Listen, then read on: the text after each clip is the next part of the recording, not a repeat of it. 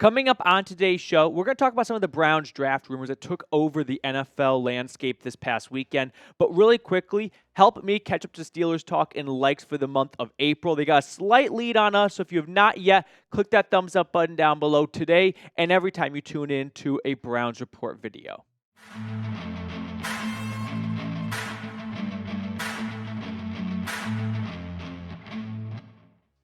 I'm not going to say the pick is in just yet, but there is a lot of smoke around the Browns and Travis Hunter, the do-it-all man from Colorado, the reigning Heisman Trophy winner at pick number 2. If you remember just a few days ago, actually just 3 days ago, we got odds on the number 2 pick. And we talked about this on an episode where we went over the rise of Travis Hunter, and that was leading up to Colorado's Pro Day.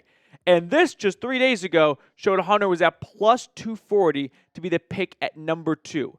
Fast forward to today, April 7th, he is now the betting favorite at minus 135. A very big shift for Hunter.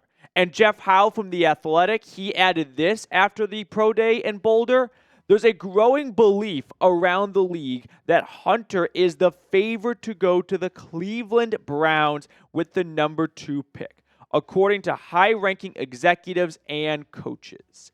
So I've got a handful of thoughts on this. Let me start by saying there is definitely way more smoke around the Browns and Travis Hunter than the Browns and Abdul Carter.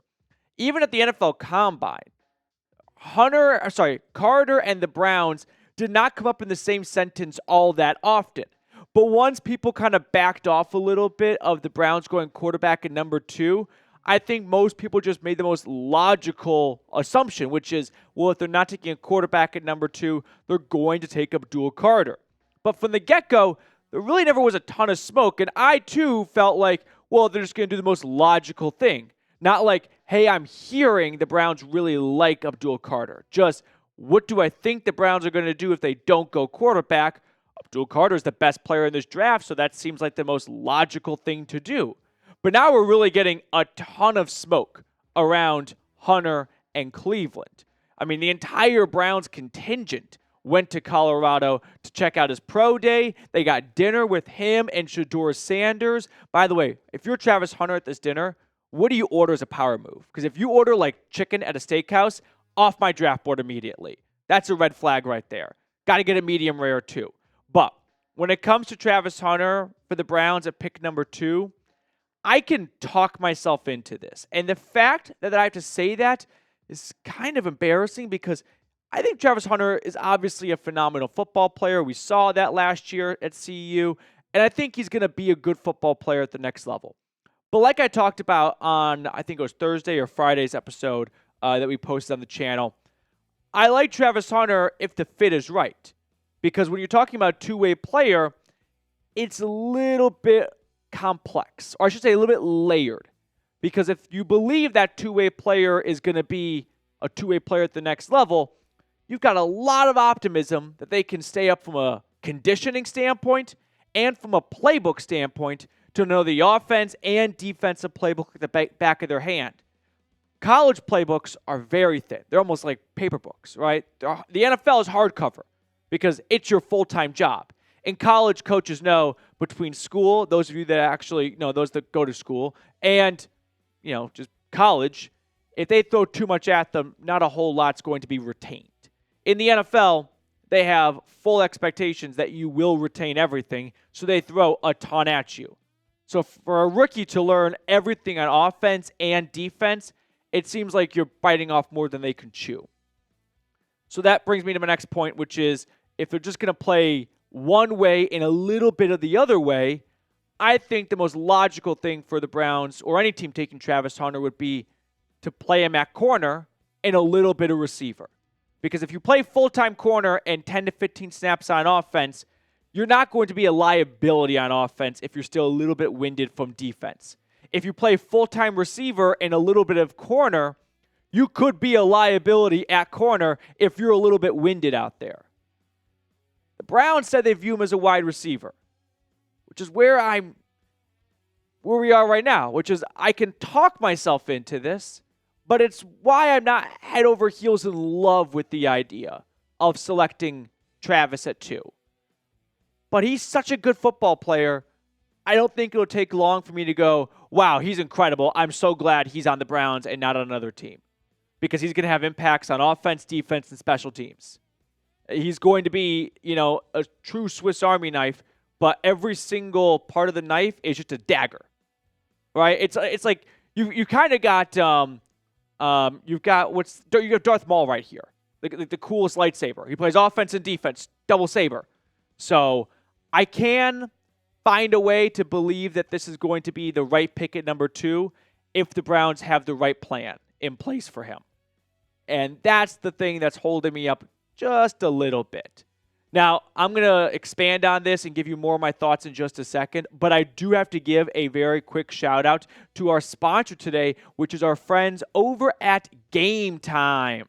If you want to go to a Cavs game or a Guardians game or any other sporting event in your area, Game Time makes getting tickets even faster and easier.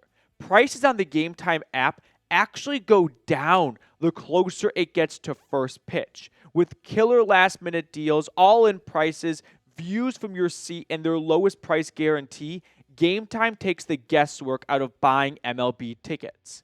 So with baseball season here, I love watching baseball, and I love going to games and just getting a beer and a bag of peanuts, and I like saving money in the process of doing that. And with Game Time, use them, put promo code ChatSports in for your first purchase, you're going to save $20. That's going to be, kind of a free concession stand run, if you will.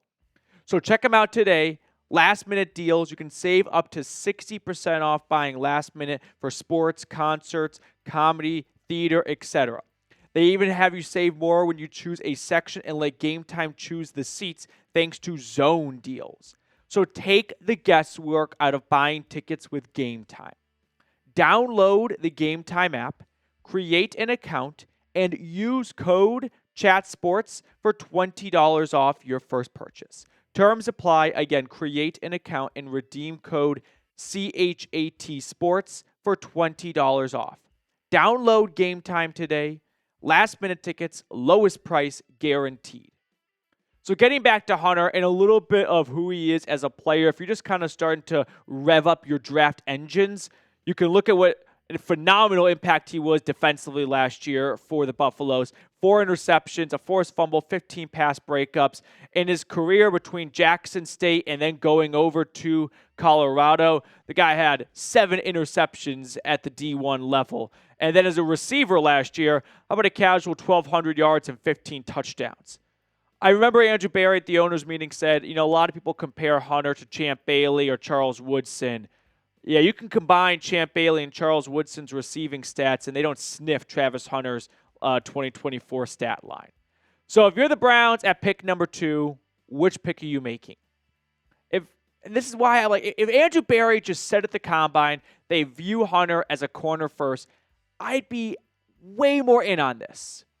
But the fact they view him as a wide receiver first, I just have this block. And I want to blow past it, but I feel like I'd be not being genuine with you guys or being transparent, because I feel that if this were to go wrong, it's because the Browns don't utilize Hunter correctly. And they use him just as a full-time receiver. And as a full-time receiver, let me ask you this question. If you didn't know Travis Hunter played corner, and he was just that 1,200-yard, 15-touchdown receiver, how do you think that would stack up against some of the receivers in this class, or take last year's class? Would he go before Marvin Harrison? I don't think so. Would he go before Malik Neighbors or Rome Odunze just as a full-time receiver? I don't think so. And this is where the doubter in me is coming through right now. I don't believe he can play full-time receiver and corner. I do believe you can play full-time corner and a little bit of receiver. That, I think, is actually manageable. But the other way around, no. This is one of those like campfire riddles, right? The stupid green glass door thing I couldn't figure out for years.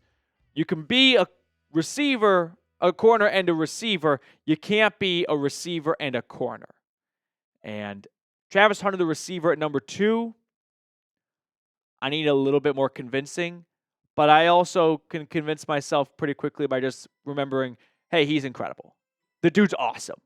Like, what he did last year at Colorado was, an enigma, and it's record-breaking, and I would love someone like that on the Browns.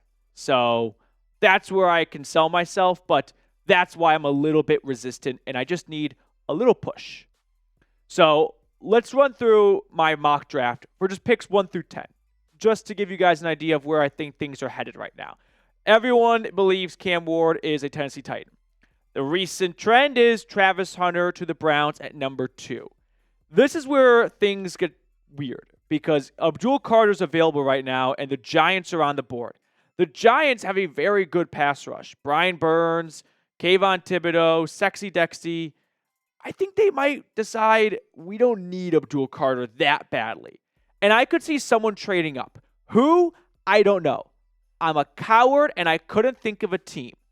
But I think someone could jump up and take Abdul Carter. It might be one of the teams 4 through 10. It could be someone like the Falcons outside the top 10. The Patriots at number 4, I'm going to go with offensive lineman Armand Membou. They invested a ton defensively in free agency. So I could see them balancing it out and going, hey, Drake May, let's make sure you stay alive. Let's get you one of the best prospects in this class on the offensive line.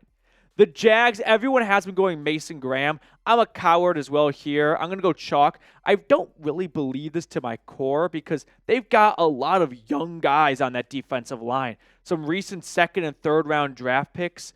So I could see them going a different spot here, but I just don't quite know who. So that's one that I would not put a ton of confidence into. I do believe the Raiders are taking Ashton Jeanty at number 6. The Jets are unpredictable, but I'll go with Tyler Warren. I think he's just a very safe pick for a new regime. The Panthers at number 8. What about Jalen Walker? They just need a cornerstone on defense at any position, and he would be that. The Saints at 9. There's been some buzz around Shedeur Sanders going to New Orleans. I'll go with Shamir Stewart. It wouldn't be the best pick or the most Kellen Moore pick-esque, and this one is kind of like the Mason Graham of, I don't have a ton of confidence, but the Saints have done this before, where they pick guys on the defensive line who have great traits. Insert Marcus Davenport. And then at number 10, I'm going to go with Will Campbell for the Chicago Bears. At 10, it's very tough to know who's going to be available to begin with, but after the investments they made in the offensive line in the offseason, trading for 2 new starting guards, signing Drew Dahlman, a center, why not give Caleb Williams a brand new starting left tackle, and you've got a completely revamped offensive line in the Windy City with 4 new starters from last season. So that's where I feel like things are currently trending towards, but I'm excited for this draft because the last couple of drafts, I wouldn't say it was predictable, but the first couple of picks were predictable. Pick number 2 is kind of up in the air at the moment. So I can't wait for Thursday, April 23rd, I think it is, like 2.5 weeks from now to get here. It's going to be such a roller coaster of a draft. All right, that's going to do it for us on today's episode. Let's pick a card to wrap up today's show. Reed, which card do you want to go with? I'll let you stew on it for a moment. I'm going to go with the 8 of diamonds. Oh, mic not working? Okay, you just relay to me. All right, Reed says King of Hearts because he's having some microphone issues. So 8 of diamonds for me, King of Hearts for you. The correct card is, you were so close, King of Spades. King of Spades. Thank you guys for tuning in. Enjoy the rest of your Monday. I'll see everyone later.